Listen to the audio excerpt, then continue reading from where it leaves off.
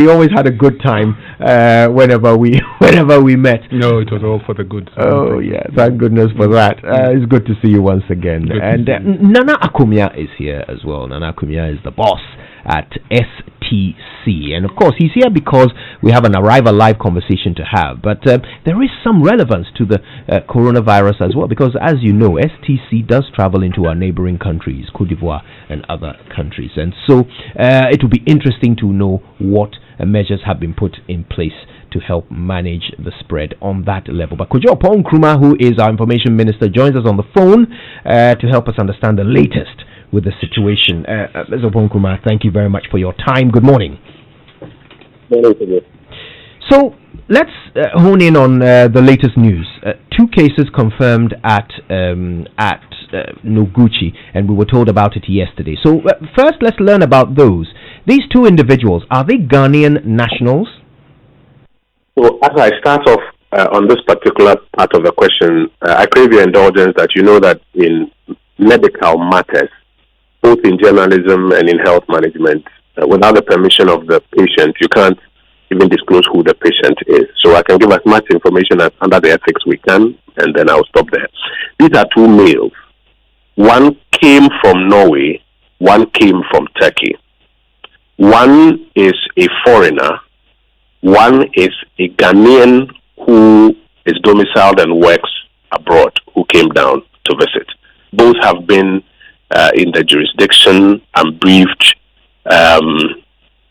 just about a week or so currently. Okay, which country did the Ghanaian national come from? My understanding is that the flight emanated from Turkey. So when did they report to health facilities with symptoms? The brief I have is that yesterday they complained of symptoms.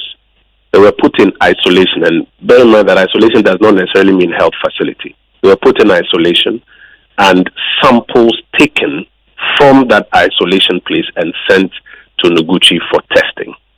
As I mentioned, I think a few days ago, the protocols that have been put in place are the ones that allow for this process. Somewhere around 7 p.m., that's when the team that is running these tests at Noguchi called, put us in a meeting, and then made this detail available to us, at which time they were commencing the treatment processes as well.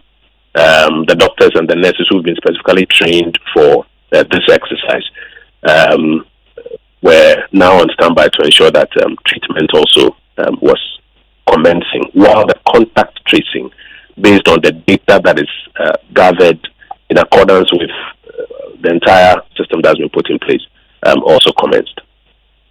Now, our understanding is that one of them works at an embassy here in Ghana. Is that accurate? I will not be going into any further details. As I mentioned, it is important to respect the protocols for managing this, which ensures that you don't set unnecessary panic within various communities. But as much information as can be put out, we put them out, and we allow the system to work to do the contact tracing to engage persons who need to be engaged. Persons who don't need to be engaged don't need to be panicked by suspicions and stories around of what people are hearing in the grapevine. Very well. Can you tell us when exactly each of the 2 patients arrived in Ghana specifically? I don't have the dates in front of me now, but the brief I have is that they've been in town for about a week now. Right. Of course, contact tracing is now the priority.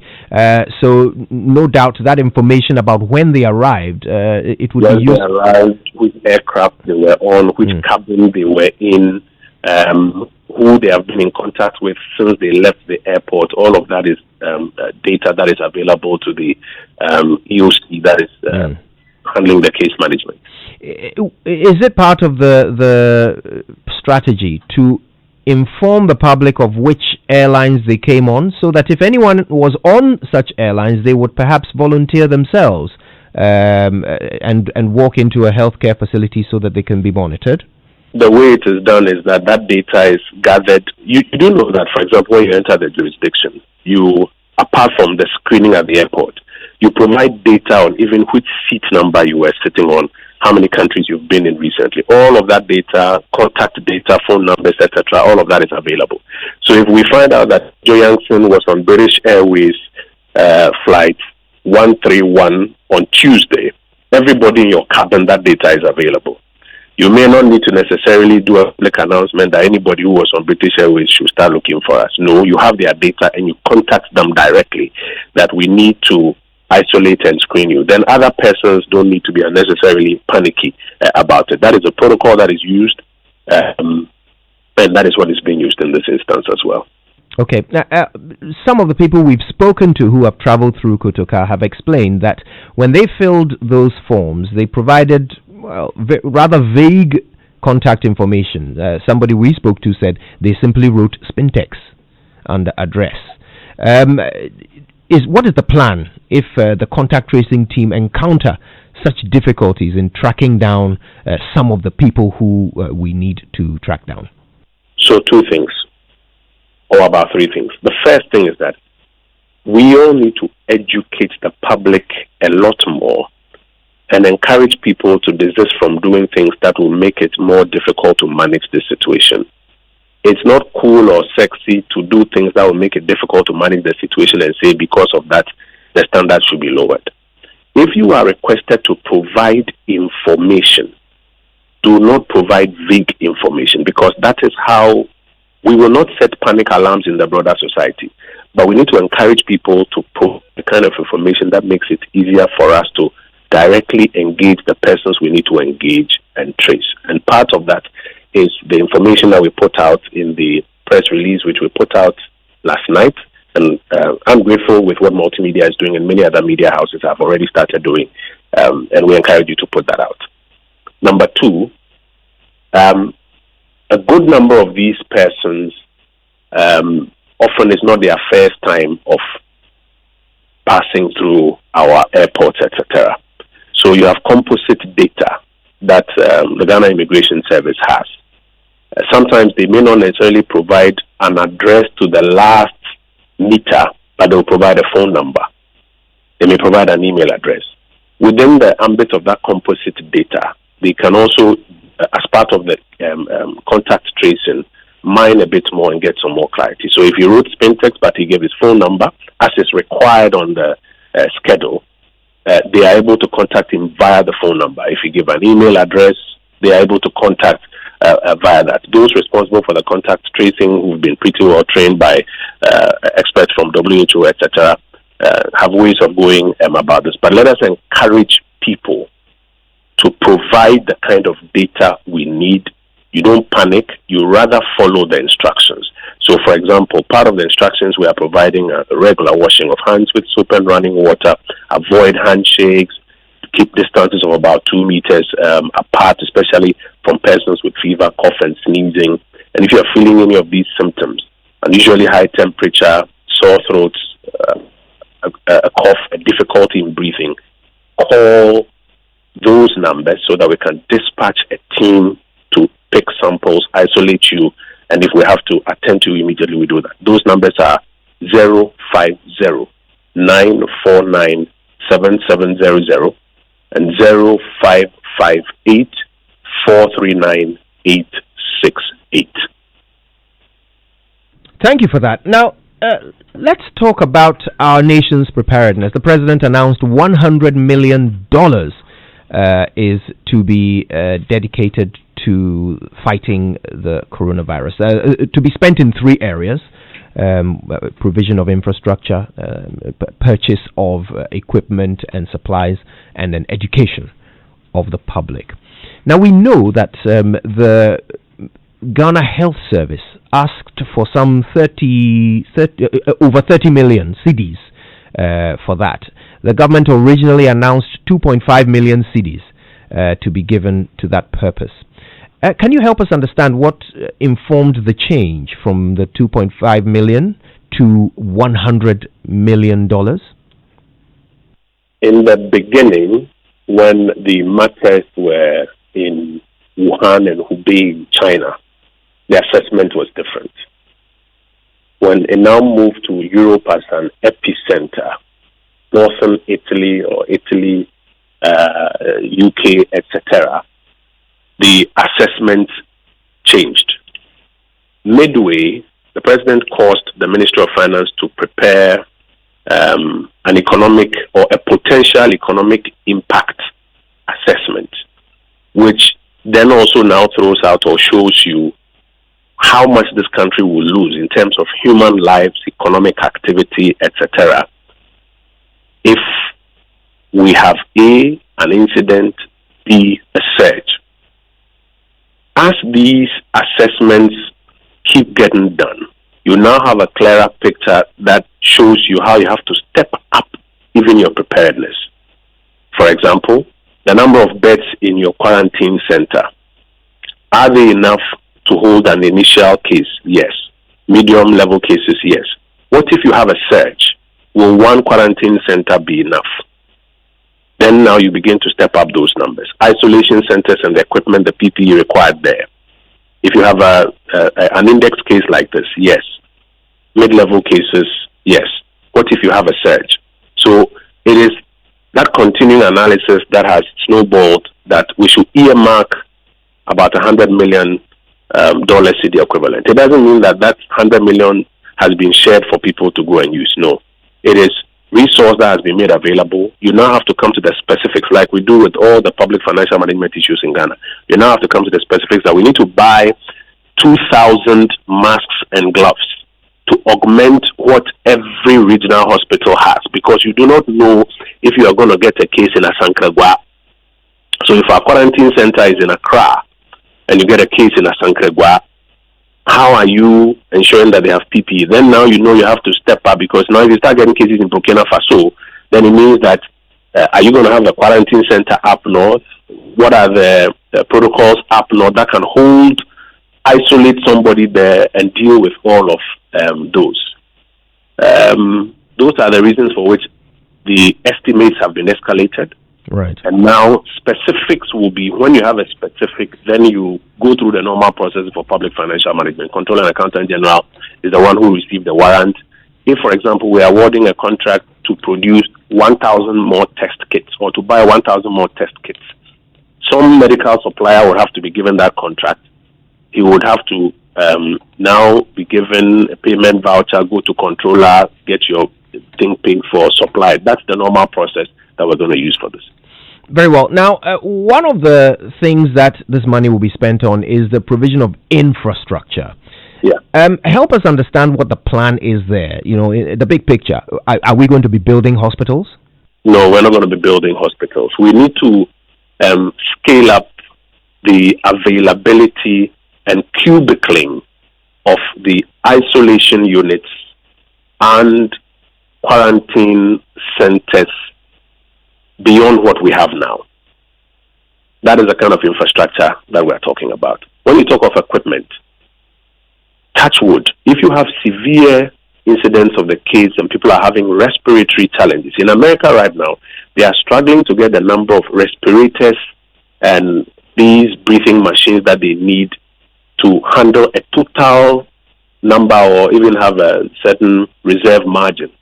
In Ghana, if you check the number of respiratory machines properly so-called that are functioning in the system, we have a huge deficit. So you, again, need to quickly procure some on standby so that if you have a challenge and people really need respiratory machines, etc., let's say in Boku, how do you now quickly ensure that there's a respiratory machine in Boku to assist take care of somebody? So that is the infrastructure part. This is the logistics part as well. Right. So what is the plan for our existing hospital facilities that are not in use? There are so many of them scattered across the place. Is there a plan to tap into these now? Quite recently, Dr. Nsiansari explained or give a full briefing of the various facilities that contractors are on site completing. There's a lot of political commentary that hospitals are not in use.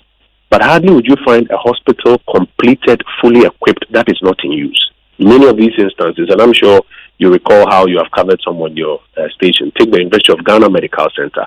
The phase 1 loan was used to put up the building, some logistics in there, but you find out that the consumables, etc., required to operate it were not available.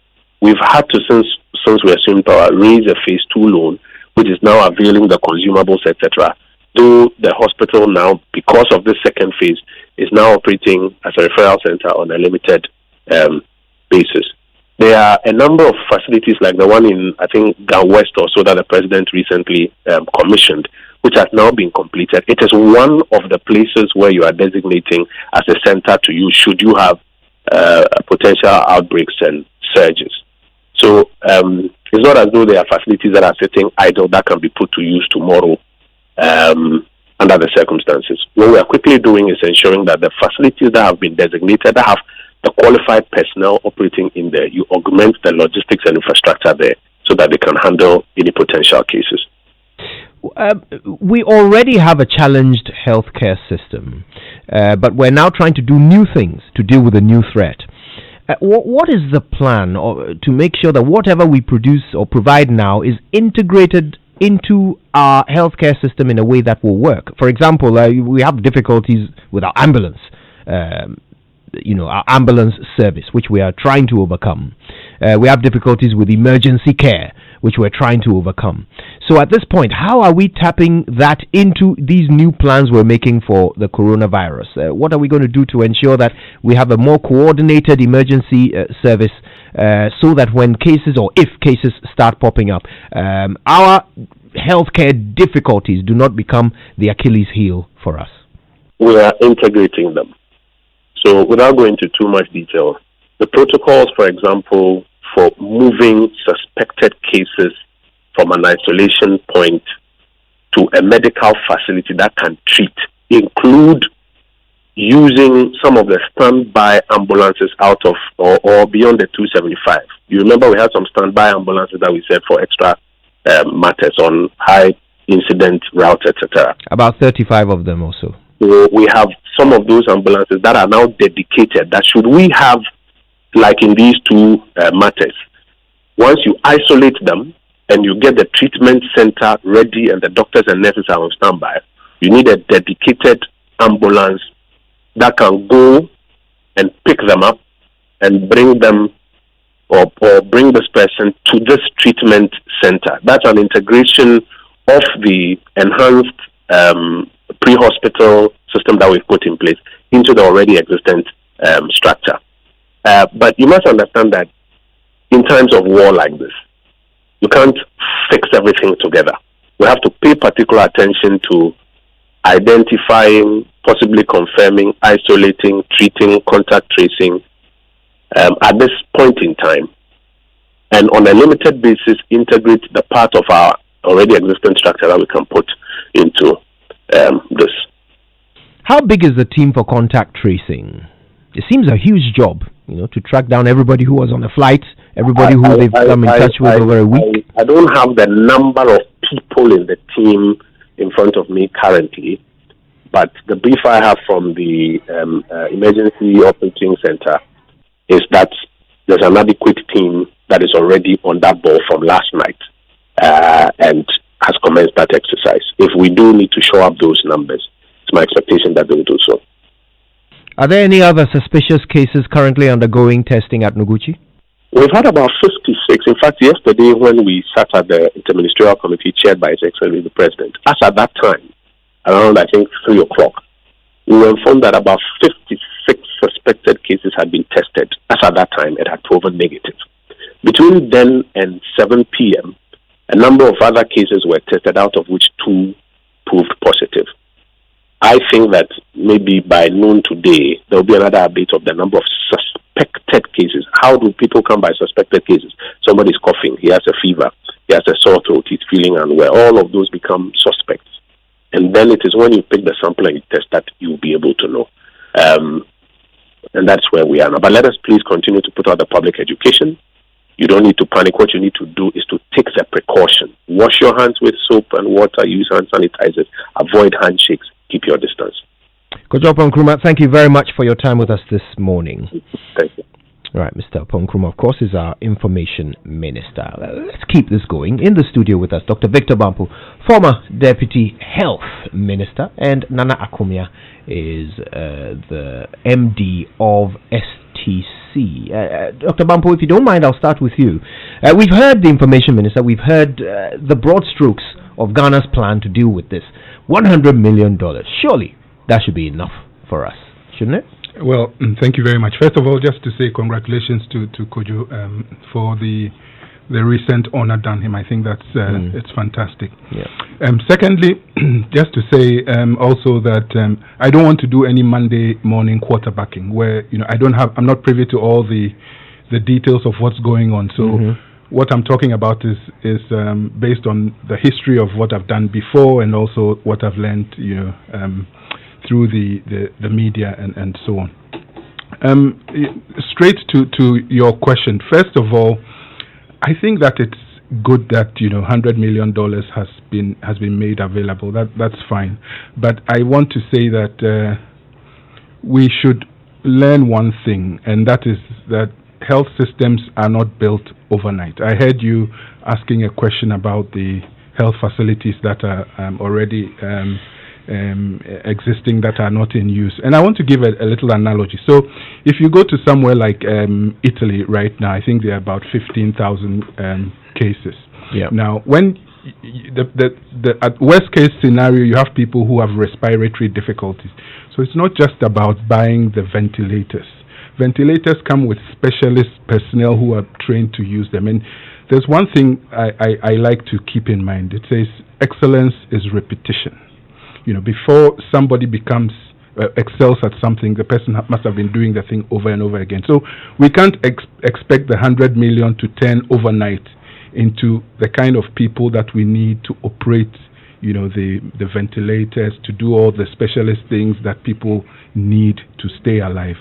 So what am I saying? What I'm saying is that, we must continue to put investment into our health systems. There was a reason why all the health facilities were put up, and I think it would be good for us to maintain this, because if we are guided by history, then every so often some of these events occur. So just in the recent past, 2002, 2003, there was SARS.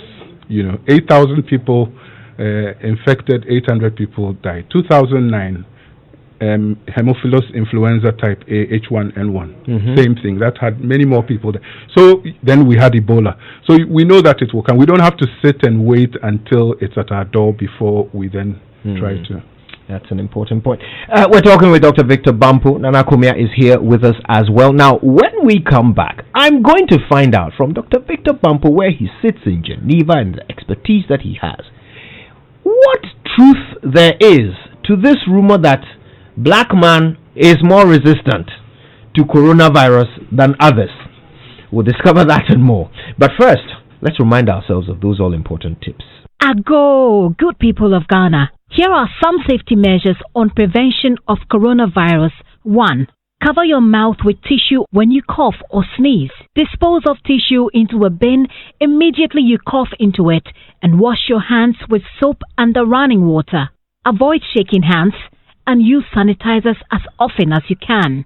Signs and symptoms of coronavirus include fever, cough, sneezing, and difficulty in breathing. Should you experience any of these, or for more inquiries, please contact 0558 439 868. That's 0558 439 868, or call 0509 497 700.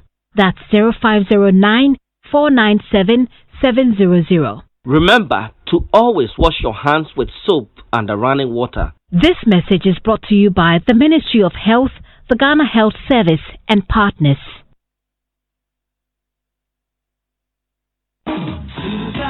Morning show.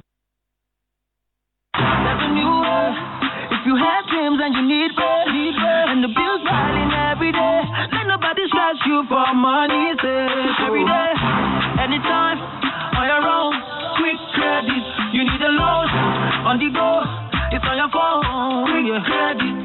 I've got too much issues on my mind. I use quick credit. ready to save me. Hooray! Guarantee Trust Bank has slashed the interest rate on quick credit to 1.5%. This means you can now borrow up to 100% of your salary at a reduced rate of 1.5% for 30 days. Just dial *737*0# to access quick credit. Yes, dial *737*0# to access up to 100% of your salary instantly without stepping in the banking hall. Quick credit, instant credit when you need it most at only 1.5% interest. Guarantee Trust Bank. Wouldn't you rather bank with us? Hey, Vodafone be too much, what? Getting too much data on your bundles from Vodafone is like asking for one thing and getting two. Like getting twins when you're expecting just one. Or triplets. You see that thing, eh? It's like getting a whole buffet when you wanted just one plate. Or landing on the moon when you... Hey, stop there. Small play with the play, no moon come inside. The Vodafone data there, it be too much. You get to use Facebook, WhatsApp, and Instagram for free when you run out of data. Hey, this be too much. Enjoy too much data on Vodafone. 1.5 gig for 10 CDs, 4 gig data for 20 Ghana cedis, and 10 gig for 50 Ghana cedis. As well as use Facebook, Instagram, and WhatsApp for free when you run out of data to keep you connected to your family and friends. Switch to Vodafone today. Dial *700# to subscribe now. The future is exciting. Ready?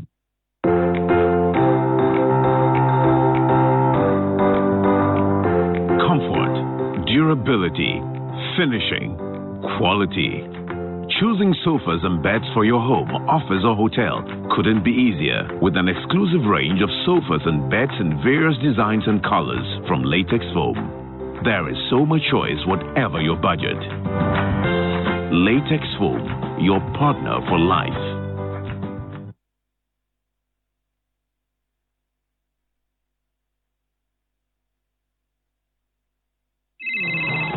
Where are you? Bossman, I'm at the bank.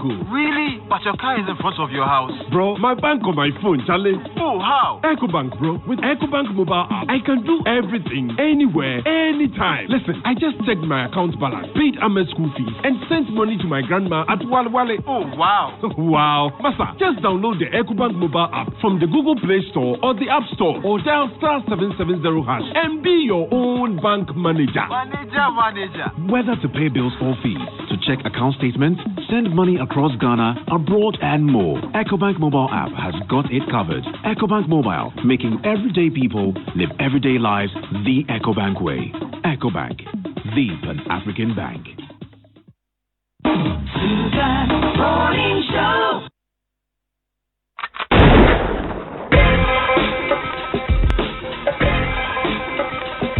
Coffee in your cup and joy on the set. The Super Morning Show is always the best on Joy 99.7 FM.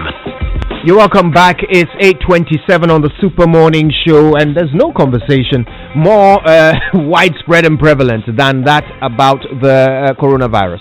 But today we want you to be informed. We want you to stay calm. We want you to stay relaxed and feel educated, that you know exactly what you need to do to keep yourself and your loved ones safe. All right, so stay exactly where you are. All that information coming from our guests. We've spoken already to a virologist. We've spoken to the information minister. We're speaking to the former deputy health minister, and we've got the boss of STC. He's here to talk to us about Arrive Alive, but there is something that is coronavirus related, which we would love to learn from him. So stay tuned. That's all coming up. Let me ask you though, are you paying so much for so little data? Do you run out of data and wonder where all the money went so fast? Charlie, it's time to turn to the network that gives you more data for less. Just dial *700# to enjoy too much data on Vodafone. Getting too much data on your bundles from Vodafone is like asking for one thing and getting so much more. On Vodafone, they don't just talk about giving you more or less. More for less, they actually do it. So for only 10 Ghana cedis, you get 1.5 gig of data for 15 days. For 20 Ghana cedis, you get double value, 4 gig for 1 month. Or for 50 Ghana cedis, you can get a whopping 10 gigabytes, which will last a month. That's not all. Even when your data bundle runs out, you still get to use WhatsApp, Facebook, and Instagram for free. And that's absolutely free. It's the magic of *700#. So what are you waiting for? Dial *700# now so you can browse and chill on Vodafone.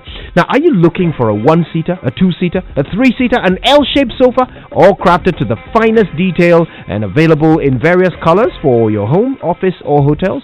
Are you looking for comfort durability, quality, and perfect finishing, then look no further than Latex Foam, your one-stop shop, whatever your choice or budget. Latex Foam, your partner for life. Now, your messages have been coming through. I'll read a few in a moment, but thank you for sending them through. Keep them coming on Facebook, Twitter, and of course on WhatsApp, and we'll read them out. Social media messages on the Super Morning Show are brought to you by EcoBank, the Pan-African Bank. Now, Dr. Victor Bampo is with us in the studio. He, of course, is with UNAIDS based in Geneva. He's an expert on communicable diseases, among other things, no doubt. And Nana Kumia is here as well. Nana Kumia has been running the STC now for a while, and as you know, the STC operates into some of our neighboring countries, Cote d'Ivoire, Togo, I believe, among others. So, Nana, now that these countries have... Oh, and by the way, good morning. Thank you so much for making the time to be with us. Now that these countries have recorded cases, Ghana has as well, just as of yesterday. But now that these countries for some days now have recorded cases, what has STC's protocols been? What have the protocols been to ensure that we don't bring the disease in over our borders? Yeah, thank you, Kojo. Good morning to our listeners, and also to join my brother here in wishing Opon Kruma every congratulations on the latest recognition from the World Economic Forum. Now, when we got information about the outbreak in Cote d'Ivoire, STC is probably the biggest transporter in the Francophone countries in terms of moving people across the borders. So we have business in Abidjan, moving people from Cote d'Ivoire through to Togo, and which is Lomé, and to Cotonou, and to Ouagadougou. And the service from Abidjan to Lomé and to Cotonou, the service passes through Ghana. Right. So when we heard of the outbreak in Cote d'Ivoire, we turned the terminal in Abidjan into an international border post, as it should be. So there were a couple of staff there best to sensitize the staff there about the coronavirus. And we also have hand sanitizers placed all over the place at the terminal in Cote d'Ivoire. And then the staff were also given hand gloves, disposable hand gloves and reusable hand gloves to use. At one point, they experimented with the face masks, but I understand that caused a bit of panic among the passengers. So, but the frontline staff have hand gloves. The passengers have access to hand sanitizers in the place, and there's also regular interaction, the drivers and the staff in the Abidjan station. Now that we seem to have one or two cases in this country, we probably would have to extend those protocols to some of our major terminals. We have a clinic, a nice clinic at the STC headquarters. A very good doctor and his staff. We will have a discussion if one room can be put aside as an isolation ward. Right. And we're also going to apply to the Ministry of Health if we can be given some support to buy one or two temperature guns, so that passengers coming through Ghana to the Francophone countries can be, as they get off the bus for their break, can be the temperature gauges can be used on them, and then we can have an isolation ward if any abnormal temperatures show up. So those are the things that we plan. We've also had a meeting with the Ministry of Health. They are going to provide us with posters educating people about the coronavirus, and we'll be pasting them on the buses. We had a meeting with them 3 days ago. That was before the president's announcement. Now that some funding is available, we would meet with them again and inquire about the possibility of getting one or two temperature guns to use. Am I to assume from that even though at our airports we've had these temperature guns for a very long time, even before COVID-19 was discovered, that we haven't implemented the same processes for our road transport across borders, including STC? No, we haven't had temperature guns at all. I think that even at the airport, the temperature guns came into play as a result of Ebola. I think after the Ebola scare went down, those protocols with the temperature guns were relaxed, and then of course they've come back into full swing with Corona. The education really is key. I'm happy that Joy FM and multimedia is leading the effort. So you wash your hands. You cough. You don't cough into your. Many Ghanaians who cough and cover their nose and mouth with their hands. And we're saying that don't do that.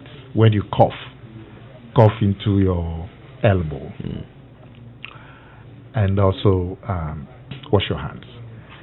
Now, this trend that is this new greeting, don't shake hands. But the new one, it also seemed, and in this one I was watching some videos of the new greeting. It seems like don't shake hands, but we are shaking elbows. And you're supposed to cough on your elbow. Right. So you gentlemen will have to try and modify it. I think a simple wave, I don't know how to describe this, not television, but a simple double to acknowledge the person should be fine. Because some people knock feet together. Well, it's awkward. I mean, you can fall down if you don't have good balance. But just the double to acknowledge the person should be fine. Don't greet. The elbows is nice, but now we are coughing on your elbows. So, but the education is key. Don't shake hands. Don't cough into your handkerchief or your palm, because then your fingers will come into contact with the virus. Cough into on your elbow where you normally would not touch. So these are very key, and I'm sure if we all take it easy and observe these simple protocols, and the cases that come are dealt with very quickly and effectively, we should be able to ride this out. The fact that these thermometer guns are now to be an implementation of STC. We're actually going to apply to get some funding to buy them. That's right. So I'm just wondering that so many weeks into this problem, you're now taking the initiative to do that, and we have thousands of people traveling by bus, every day. Nana, have we not perhaps missed a trick here? Have we not perhaps created the lawyers will call it a lacuna, some sort of loophole through which we might have been vulnerable for a while? Nobody's passed through any lacuna, so it's a good time to start. All right. So, I mean, you don't feel like we may have allowed for the possibility of this? My focus rather is for the Ministry of Health to engage transport companies to get these guns as quickly as possible. Right. Yeah, so we can deploy and get a training and deploy them quickly. Have you applied already, or that's no? We met with them a couple of days ago, before the reported cases in Ghana, before the president came out. We agreed on the posters in the bus. All the buses are going to have posters, big posters, educating people about the basic prevention methods. And also,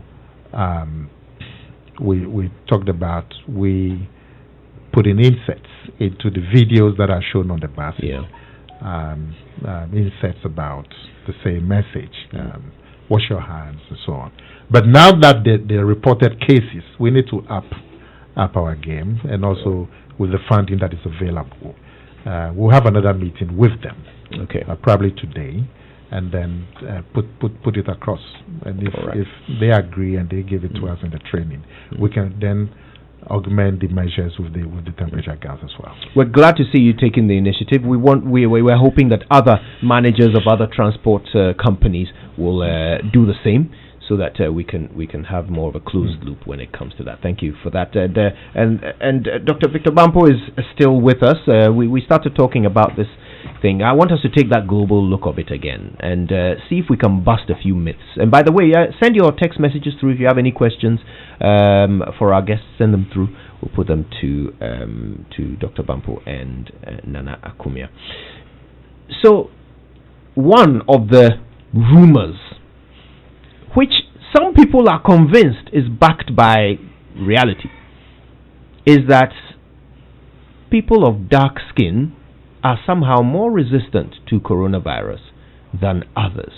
There are certainly fewer cases in Africa than other continents. That seems to be true. And in many of the countries in West Africa, it seems the cases identified are of predominantly foreigners.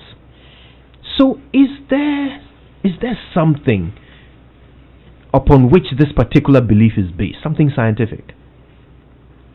Okay, Kojo, thank you. Let me dial back and comment on something that Nana said. And Nana, congratulations on the measures that you're taking. I think one of the misconceptions that we have is that the point of entry screening is the only thing that we should be doing. But that is the second step in a three-pronged process that public health officials usually use.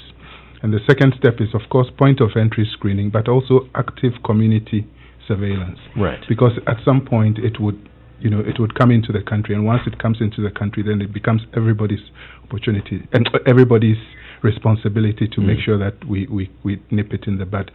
Then also to say that I think, Kojo, you were saying something during the break about it being absolutely necessary that we do not panic. A certain saying of Winston Churchill comes to mind. During the Second World War, when people in Britain were very worried, he said, let advanced worrying be turned into advanced thinking and advanced planning. Now, if you look at the evidence and you look at the statistics, then unless you are over 70 with a pre-existing condition like asthma or something else that would, or another condition that would reduce your immunity, then the overwhelming majority of people, and I heard you saying that this morning, would experience mild to moderate symptoms like, flu.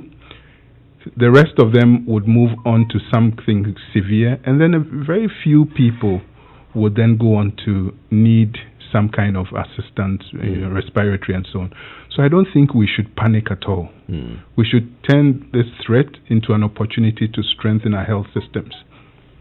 So I wanted to make that point. Yeah. Now, coming back to this issue about whether Africans are more susceptible, I think, and I think I heard a previous caller talk about that. As we speak now, there is no evidence to support that. And actually, if you ask people from Noguchi and KCCR, they've done some studies which have identified not this new coronavirus, but other types of coronavirus that are circulating, in the country.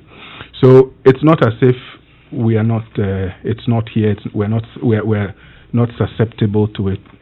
I think we should debunk that theory, not place emphasis on whether we are susceptible or not, but use the time to get ourselves ready in case we have more cases.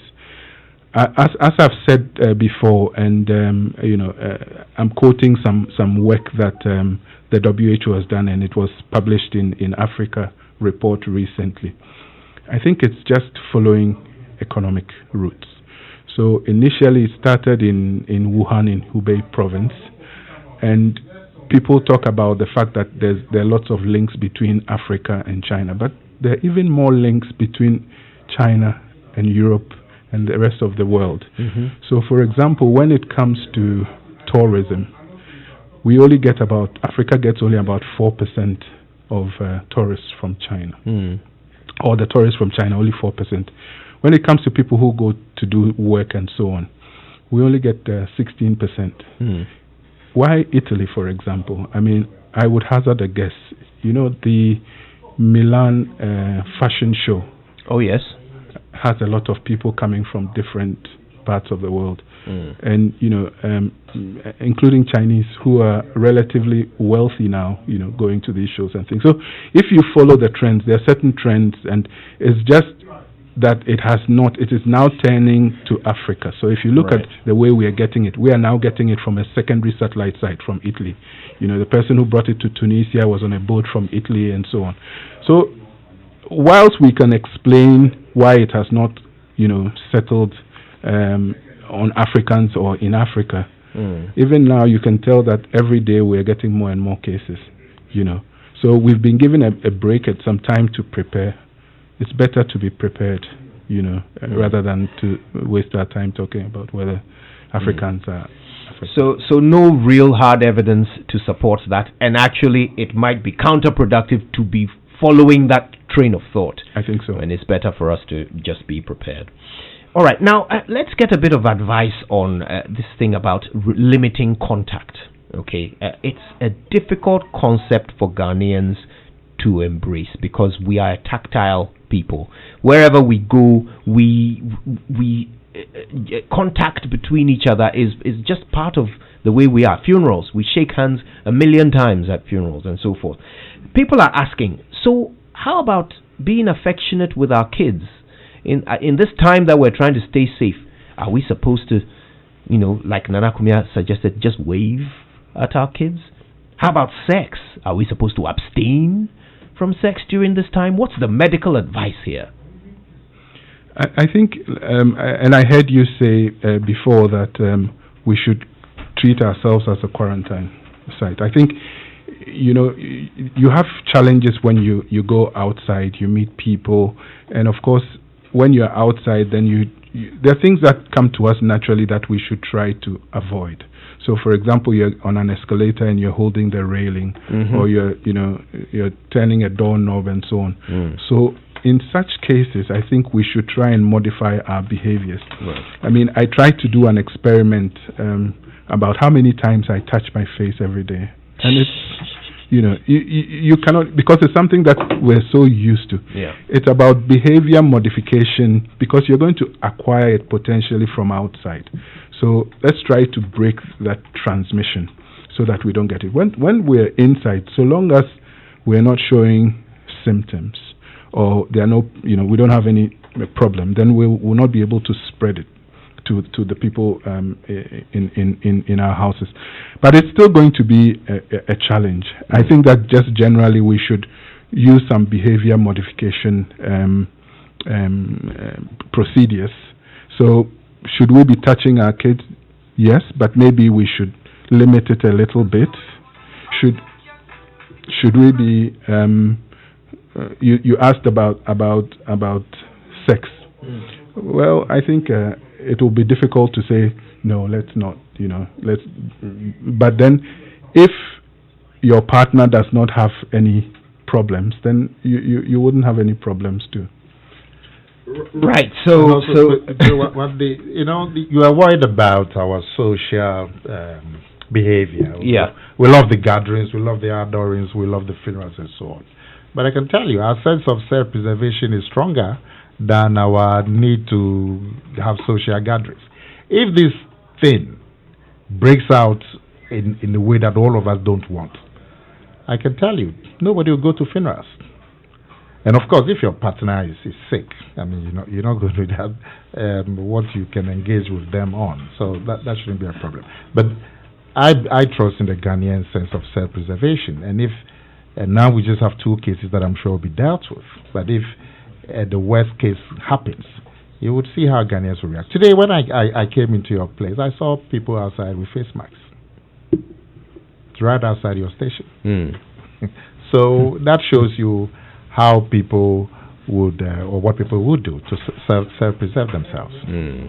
Well, let's certainly hope you're right, but I think that self-preservation comes after knowledge, after you are educated on how this virus works so that you can then do what you must. Listen, why don't you call us? If you have questions, give us a call, 0302-216-541. You can ask a question of Dr. Bampo or perhaps Nana Akumia. Whatever is on your mind, if you think they can help you with an answer, give us a call. We'll certainly get them to comment and respond to you. We're talking about how to stay safe. We've got 2 confirmed cases of COVID-19, the coronavirus, here in Ghana. They were confirmed at Noguchi with a test that we are told takes about 6 hours each time to do. So let's talk about that, the management of cases going forward. Now, we heard the virologist talk about how the ideal situation would be to create more opportunities for random testing, just for people to go in and test and be sure whether they have it or not, and if they do, then we know how to manage those cases. Is our health care system set up for that? And what would be, I mean, you used to be Deputy Health Minister. What would be the strategy? What would you advise? How do we go about making it possible for people to test? Just go in someplace and test. Well, I alluded to a 3-pronged strategy that has worked in the past, and something that I think is still being used by the Ghana Health Service. The first is, of course, public education, and that's very important because that's when the myths are busted, when people know what to do, when because people will still get flu, people will still get malaria. So public education. The second is point of entry screening and active community surveillance. And then the third is preparing for case management. Right. So if you do 1 and 2 well, then you may not need to do too much of 3 because, people are sufficiently educated so they don't get, into the situation where they need cases managed. But certainly we need to prepare our health workers to, first of all, feel sufficiently protected to be able then to deal with the cases. So forgive me for cutting in. We have a caller on the line. I don't like to keep them waiting too long when they spend money on these phone calls, but we'll come back to that point in a moment, Dr. Bampo. Right now, though, Frank is in Committee 25, Tema. Good morning, Frank. Yeah, good morning, Kojo. Thanks for calling. Yeah. Thanks for also putting me in. I was just listening to Bernard on your other station interviewing Kojo Ponkoma, the Minister of Information. Yes, he was actually asking him to put out. He was trying to ask him to put out the names and the identity and much information about these 2 people who have been tested positive. And for me, I think Kojo Ponkoma was being economical with the truth. It is not possible that you get to know the people who have come, who have been tested for. You don't know their names. You know the plane in which they came in, their ticket, their seat number, but you cannot tell us their names, where they've been to. I mean, and the way he was talking, if for nothing at all, solicit information from the public. Because parents were telling us that people are even sending him text messages, telling him of the people that who have been in contact with these people. But just that's why, if you don't know as a minister, and this thing is about all of us, solicit that information from the public. Let them give it to you, confirm it. Because if these guys have been here for 1 week, and trust me, they've traveled or been out mingled with people, how can you make trace of every person that they've come into contact with? They cannot even end of themselves tell you. But at least if I know that this person, I've worked with him at shopping mall in Accra, or I met him here, I can tell. And that will even tell people who have come into contact with people to even put themselves out. So we can curb this. Because all these people who are recording, yesterday I was listening to a program on City FM, and they said by the evening around they were 800. Just at 8 o'clock, it has shot up to 200. How does this thing shut up? It is because of the multiplying effect. So please, the governance people shouldn't be economical with the truth. They should tell us everything about these things. Let us know so that we the masses can also know what to help. I understand you, Frank. Listen, the most important thing is that you do not panic, okay? The health care officials have a very, very tough job to do, and I think we can all do a lot to help them. If they succeed, then it's better for all of us, isn't it? So if they know, they definitely know the details that you are asking for. So as long as they use that information properly, then we should be safe, okay? But thank you very much for calling. I appreciate your call. Ruben is in Ekropong. Good morning, Ruben. Yeah, good morning, Kojo. Thanks for calling. What's on your mind? Yes, Kojo, my point is, from the information minister's report, a black person, the infected people include a black Ghanaian.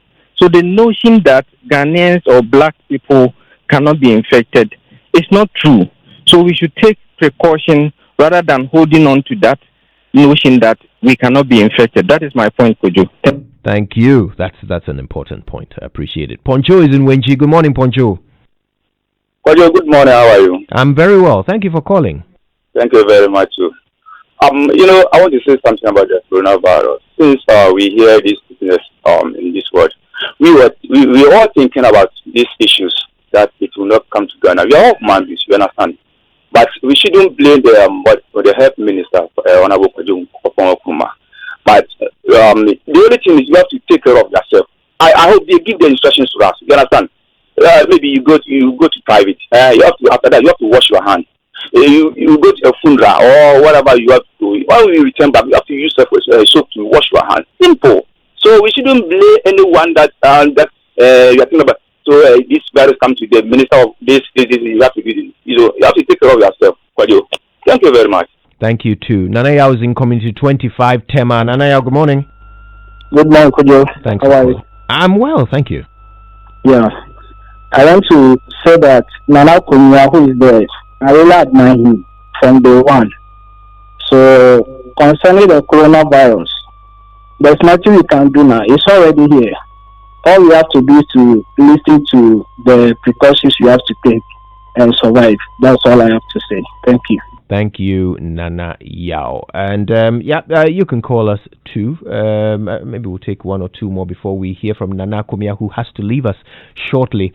Michael is in Odumase. Michael, good morning. Hello, good morning, Kojo. Thanks for calling.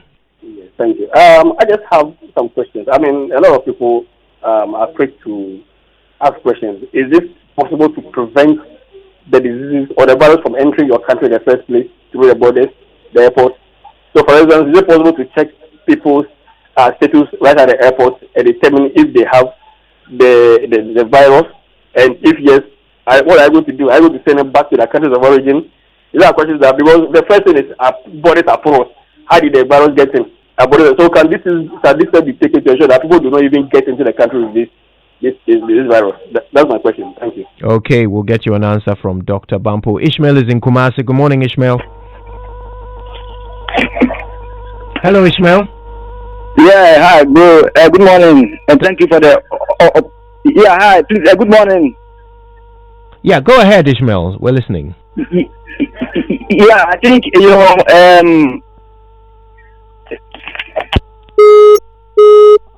Right, we lost Ishmael there. You can call us to 0302-216-541. I'm going to take the opportunity to very quickly touch on the reason why Nana Kumia joined us this morning, because he does have to leave. But Arrive Alive is a multimedia campaign that we've launched this year to ensure that we reduce the numbers of deaths on our streets due to car accidents. And just this week, 2 accidents involving large passenger buses occurred here in Ghana.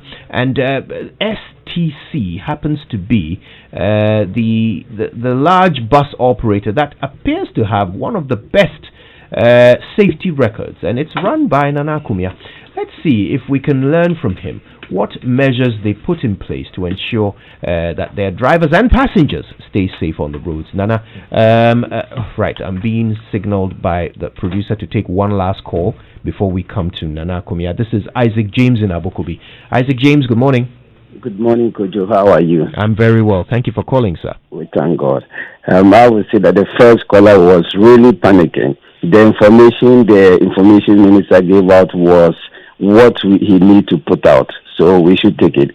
I would say that in our public transport system, it is very impossible for you not to touch people. Therefore, I would advise Ghanaians to frequently bath. Anytime you go out and come in, bath. It doesn't matter how many minutes you spend outside. Bath. If you can, you go out 10 times in a day, you meet people, you touch surfaces. Bath. That will help us. And also, I want to tell Nana Kumia that, we want to take STC buses to our big cities in the country. But most of these cities, STC don't go there. Therefore, we have to resort in taking other buses, which is always involving in accidents. So please, they should do something about that for Ghanaians to be safe. Thank you very much. Thank you too. Thanks for your call. Right. Nana, we're going to spend a bit of time on this because I know you have to go. I can't let you go without touching on Arrive Alive. So what's the secret? How has STC managed to keep a relatively clean record when it comes to road accidents? Well, thank you, Kojo. I don't know if my focus should be on STC now. What I think I should do is to urge you in Joy FM and multimedia to embark on a crusade. There has been a lot of talking. Anytime there's major accidents and the deaths come, social media, mainstream media, there's a lot of talking. Politicians, media, the general public, and then it goes away onto the next big accident. The last one that happened, I lost my appetite for a long time, seeing the nature of the charred bodies. I mean, if hot water sprinkles on you, look at the pain, the bruise that you get on your skin, and then you are being roasted alive. It's time that we did something beyond the talk. What I'd like to urge on you is that the advocacy should lead to us implementing something. If in the next 6 months, the advocacy led by yourselves and your colleagues, the advocacy is able to achieve some implementation, I can tell you the story next time this year will be different. You see, the major causes that have come from these accidents, the last one, the driver was asleep. One driver was asleep, and so the bus just drifted at top speed into the other bus, and the other main cause is the overspeeding. You can train a driver to whatever degree, you can still not rule out errors. One way of forcing the driver, no matter how good he is, to still drive safely is by installing what we call speed governors. A speed governor simply means it governs the accelerator. You can set it at a speed that you want. Many of these coaches and buses for mass transport, they have what we call an absorptive capacity. Normally, every vehicle actually, but since we're talking about coaches and buses, they are designed to absorb impact at around 100 kilometers per hour. The chassis and the frame is designed to absorb impact around that speed. That is why normally highway speed is set at 100 kilometers per hour. If we and I think the regulation is there. If we can have it enforced that in the next 6 months, all coaches and mass commercial transport plying the cities and the highways should have a speed governor. And if we keep at this and get this thing through, one major cause of accidents would have been removed. If, in the absence of the speed governor, a simple speed alarm, in my car, when you do 120, there's an alarm. It's a small car, but it beeps for a minute or two just to alert you that you've done 120. And I think they should be simpler to install than the speed governors. So if there's an alarm that sounds when the bus is going more than 100, the driver will be forced to cut the speed because of the noise the alarm will make. The sleeping in the night, we can install simple alarms that will beep every half hour, every 30 minutes. So in the night, if it's activated, every 30 minutes that alarm is activated. The driver has to put it off. Otherwise it keeps making the noise. And that would go a long way to ensure that people do not sleep when driving in the night. And I don't want to talk too much because the talking has been a lot. If we can stick to this one or two things and get the advocacy on, so that in another 6 months we can get the regulation and the implementation for long distance buses to install speed alarms and the alert alarms. Kojo, next year the story on these accidents will be different. That's what I came to urge you to do.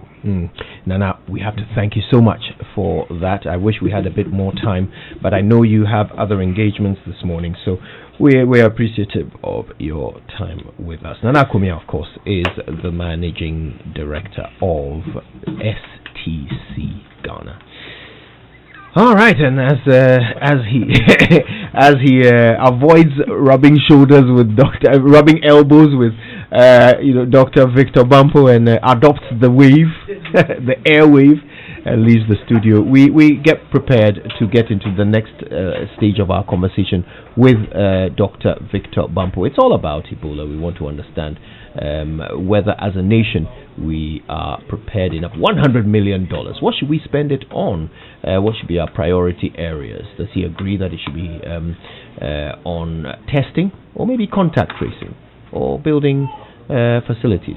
We'll hear from him when we come back. Good morning, Karen and Darrell here with an update on the coronavirus spread. On the Joy Business Minute. The Pharmaceutical Importers and Wholesalers Association says the outbreak of the novel coronavirus has not only affected its import business, but has compelled many of its members to opt for other trade routes.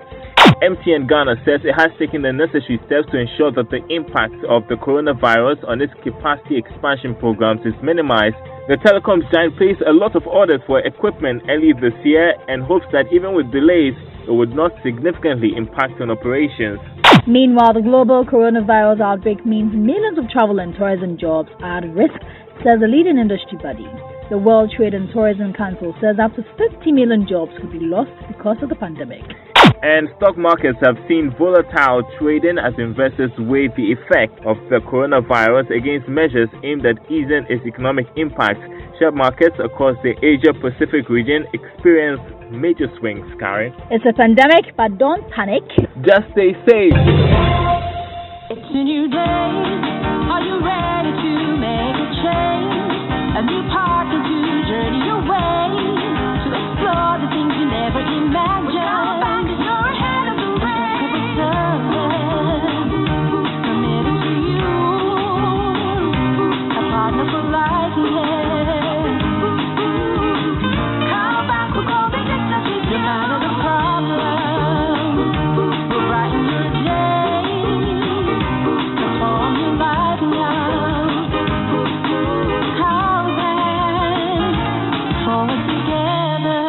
Cowbank, forward together. Hip, hip, hip, hooray! Malcolm, your number one shopping center in Ghana, is wishing all Ghanaians a happy Independence Day and the Heritage Month. As we celebrate our 63rd anniversary, we welcome our cherished customers and new ones to visit our Malcolm branches across the country for the best in supermarkets, furniture, electronics, groceries, fashion, bakery, household, and Malcolm car care. It is Ghana's Heritage Month. Let's celebrate it the Malcolm way. Terms and conditions apply. Malcolm, where Ghana shops.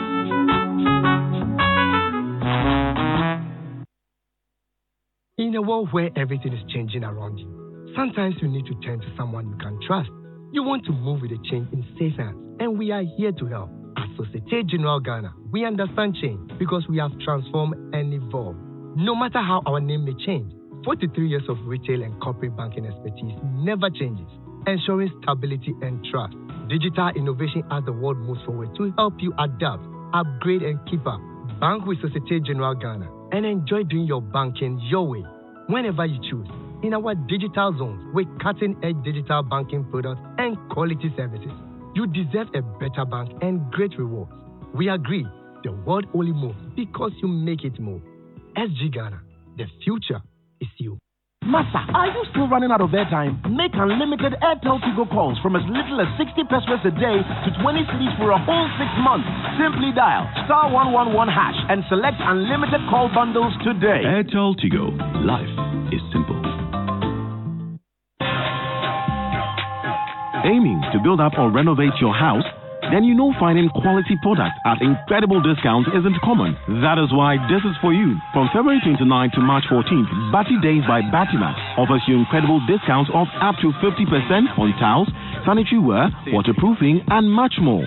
Batty Days is the unmissable appointment with Battymat. Visit Battymat at North Industrial Area, next to Winners Chapel, Ghana, close to ECG Aveno, Accra, or call 054-431-4553 to take advantage of this amazing discount of up to 50% on almost all products. Battymat, everything for construction from foundation to finishing.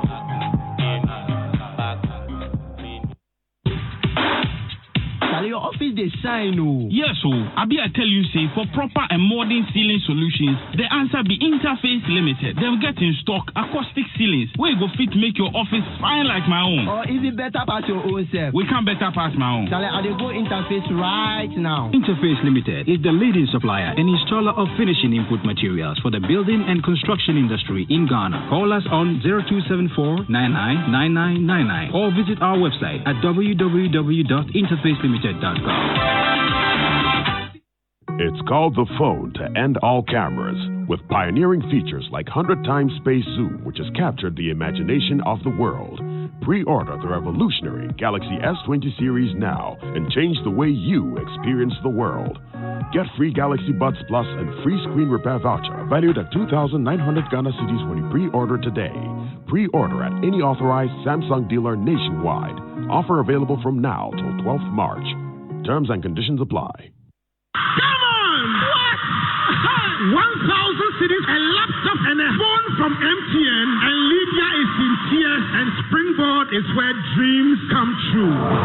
Career development, financial independence, property acquisition, healthy living, all these and more at the Springboard 2020 Global Convocation. Date, Saturday 21st March. Venue, Grand Arena of the Accra International Conference Center. Time, 12 to 5 p.m. Call 024-9999-555 for more details. It's absolutely free for all, and there will be free buses on all tertiary campuses. Dial *567# and sign up for MTN Pulse today. Springboard 2020 Roadshow is supported by MTN Pulse, Just Be, UMB Bank, UMB Speed App, Digibank, Let's Go, Enterprise Group, Your Advantage. Springboard Global Convocation is powered by Joy FM and the Multimedia Group, celebrating 25 years of media excellence.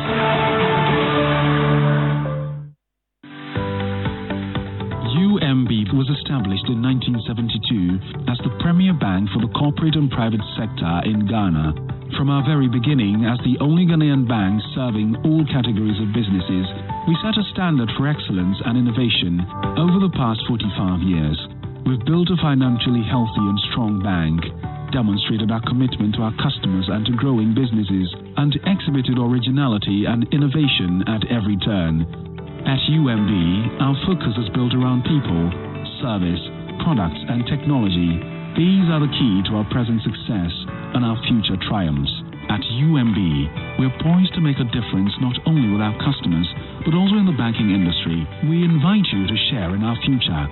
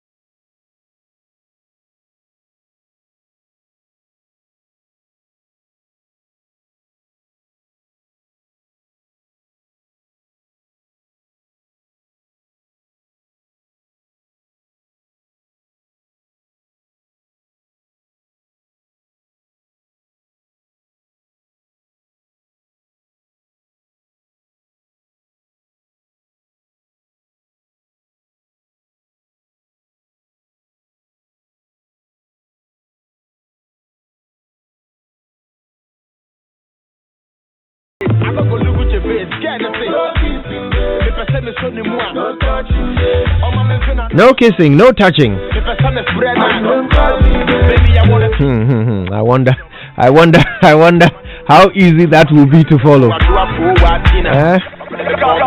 Don't touch anybody. Don't kiss anyone. That one. Sammy Odami, for example, he will struggle with this coronavirus. Over here, we call Sammy Odami the Minister of Power. Because all current basa. Anyway, we're talking about the coronavirus, and we want to understand how prepared our nation is, whether we're on the right track. The president has announced $100 million is available to fight the disease. How should we prioritize the use of that money? Dr. Victor Bampo is from, he works with the WHO and UNAIDS, and he's here in Ghana.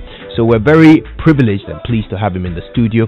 He's helping us get a global perspective of this, and also as an insider from the outside looking in, he's able to tell us whether or not we're on the right track. We're very, very interested in his views. And today's agenda is brought to you by Societe Generale, SG Ghana. The future is you. Now, Solartech, your market leader, your tried and trusted brand for protection of your valuable equipment, is putting money in your pocket. Be part of their special Solartech sales promotion by buying their unique Maxima UPS or Ultima UPS and get a whopping discount of up to 40% while stocks last. Protect your equipment and make some savings. Use only genuine Solartech products from their authorized dealers across the nation and save money.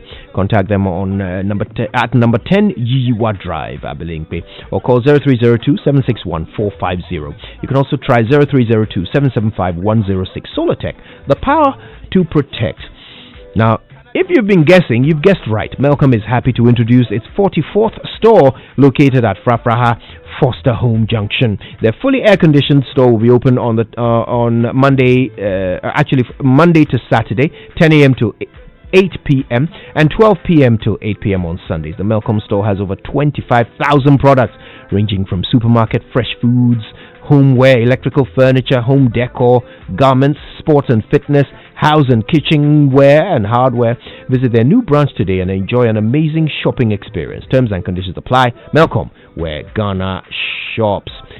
Also, let me remind you that it was right after his studies in recycle management that Paul Kofi accepted the challenge of building with plastic waste. Today, not only does he help in recycling our environment, he provides jobs for many Ghanaians. Ghana at ABSA, this is Africanacity. It's their inspiration behind who they are and what they do. It's their commitment to helping people find a way to get things done. We love Africanacity. To find out more, go to absa.com.gh. Now, Dr. Victor Bampo is in the studio with us, and we're talking coronavirus.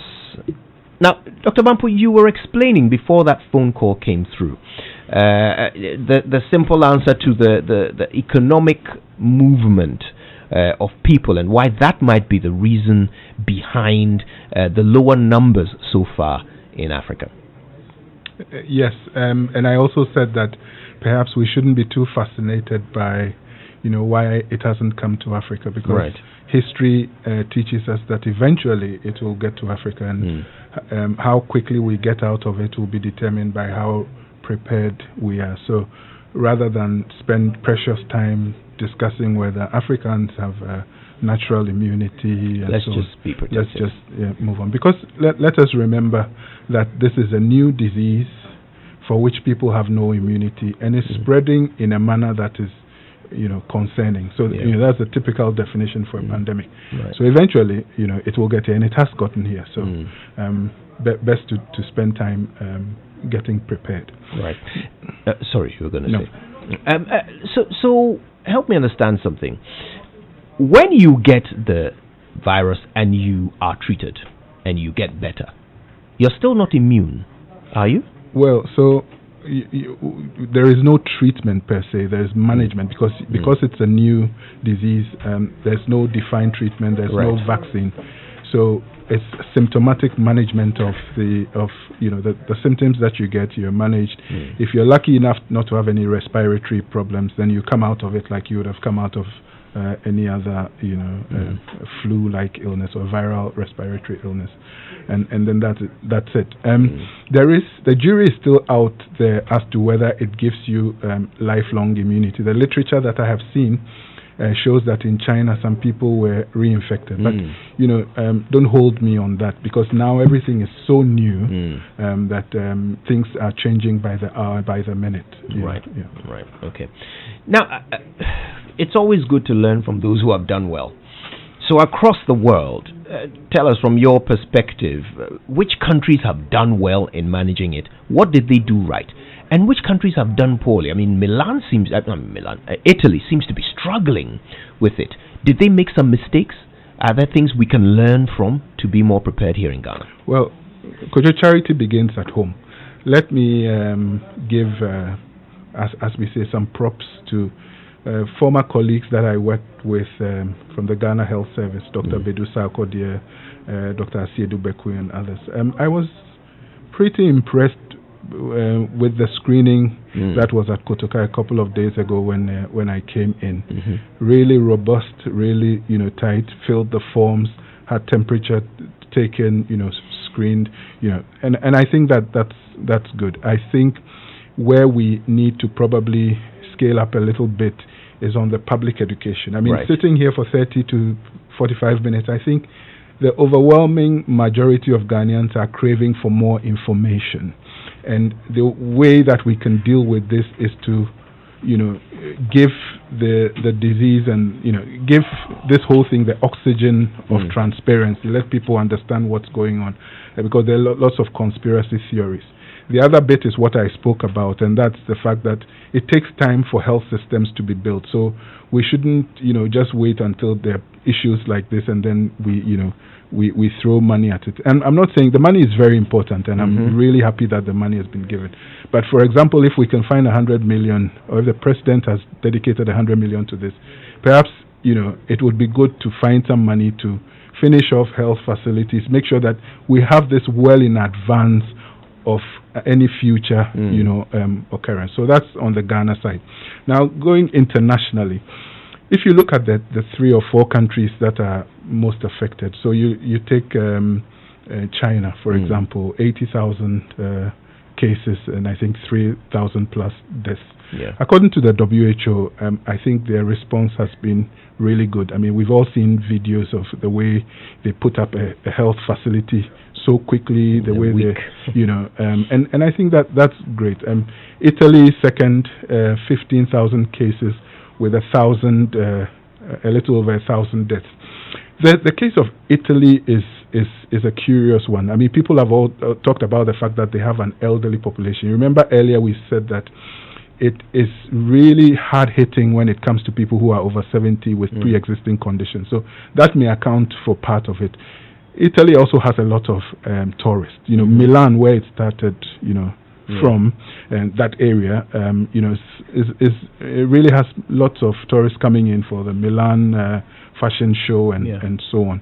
So it could be that it got in there and then it sort of went underground, and before health officials could understand what was going on, it had taken root. And the same thing happened in medicine. We say common things are common. So if you go back to Ebola, for example, why was it that in that little place called Meliando in Guinea, it took hold so much? Because before Ebola was discovered in Guinea, we had never had it in West Africa. And so they were thinking about malaria, they were thinking about cholera, Lassa fever, and Ebola was the last thing on their mind. So I suspect that is why. But it's having a severe effect on the health system, because you can never be too prepared. I mean, I think the Minister for Information was talking about the ventilators or respirators. How many can a country have, in advance of something like this? So it's better to catch it before it gets that bad. And I think Italy, by the time they found out that this was taking root, it had gone quite far.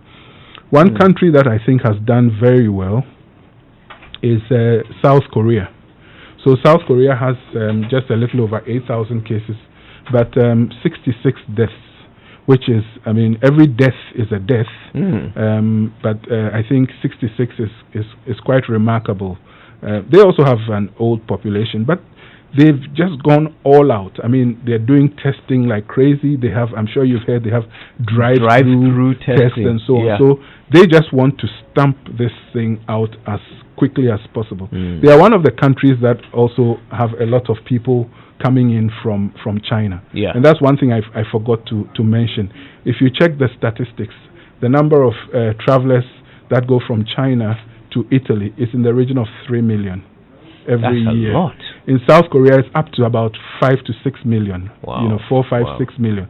So right there, you know, that corridor of transmission was established. But South Korea, they've hit it really hard. Then we go to Iran, where they also have, I think, 10,000 cases, almost 500 deaths. And these figures keep changing, so forgive me, they may have changed, but this is, you know, just ballpark figures. And Iran tells us a different story. It tells us that you need to continue to invest in your health systems. We all know what's happened to Iran with the sanctions and so on. And so, you know, it's a relative. At one point in time, Iran had one of the strongest health systems in that region. But because of sanctions and so on, that has become very weak. And we can see how it is affecting them. You know, thankfully, I think UAE and the Crown Prince of UAE and others have given some donations and so on. But health systems, and I cannot overemphasize this, health systems are not built overnight. You know, we don't wait until these things happen. You know, you train your people. How long does it take to train a doctor or a nurse or an ICU person? You know, so the isolation is just one thing. And then when the person gets into trouble, you need to push them into ICU.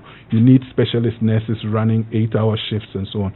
It's not a joke. You know, so this is actually a test of which countries have invested well in their health systems, which countries have invested well in the surveillance, the active community surveillance, in public education and so on. Yeah, the Milan example, I mean, I think we're looking at something like a 7.5% mortality rate from the numbers.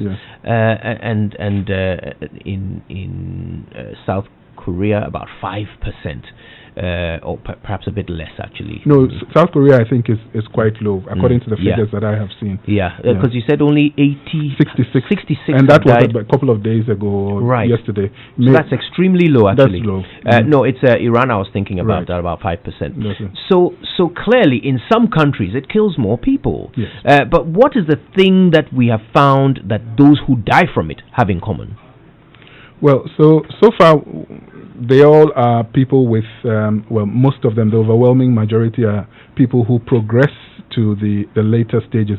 Later stages, they have a pneumonia, they have respiratory difficulty, and they can't breathe. So sort of, I mean, it's not a nice thing to say, but they sort of drown in their own fluids. Not very nice, I'm sorry. And then they need help to breathe. And these are normally people who have pre-existing conditions. One of the things that people have talked about in China, for example, is that relative to other parts of the world, there are lots of people who smoke. And that, you know, it's a highly industrialized country, so sometimes people talk about the fact that they have, some of their industrial cities are relatively more polluted and so on. So people have chest problems already and so on.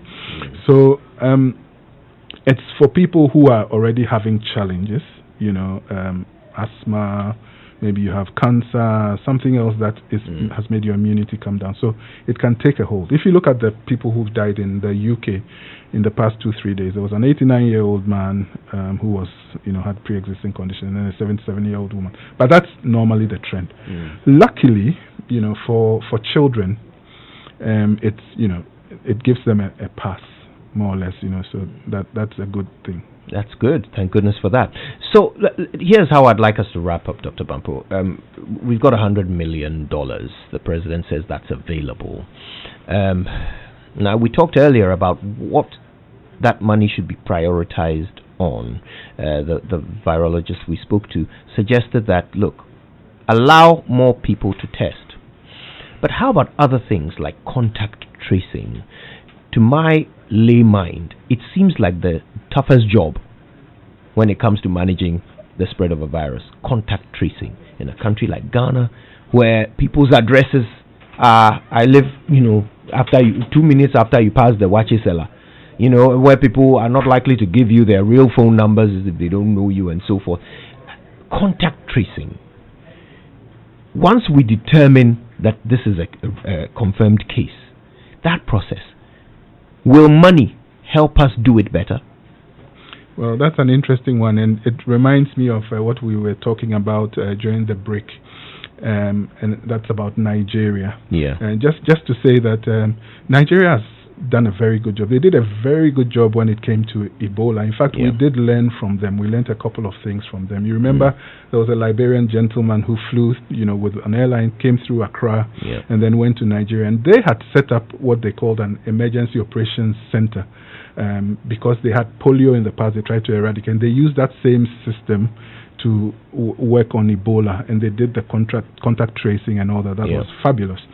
So we went to them. They gave, went on a study tour, and then we also set up our EOC, and we actually did the contact tracing of the people who had been on the flight. So, to be honest, I don't think it is such a major thing. And the thing that you talked about, the fact that we don't have, dedicated addresses, you can actually turn it around. That we have a certain heightened sense of socialization that I'm sure if you come into my area, if I point you to where I live and you say, oh, did someone come in from blah, blah, blah, they'll be able to direct you to. So I don't think, and I think they've demonstrated it. In fact, I have no doubt whatsoever that by now the contact tracing is going on. It's been done in the past. In fact, if I remember correctly, during that incident in 2014-15, there was only one person that couldn't be traced of all the hundreds of people that were the contact tracing was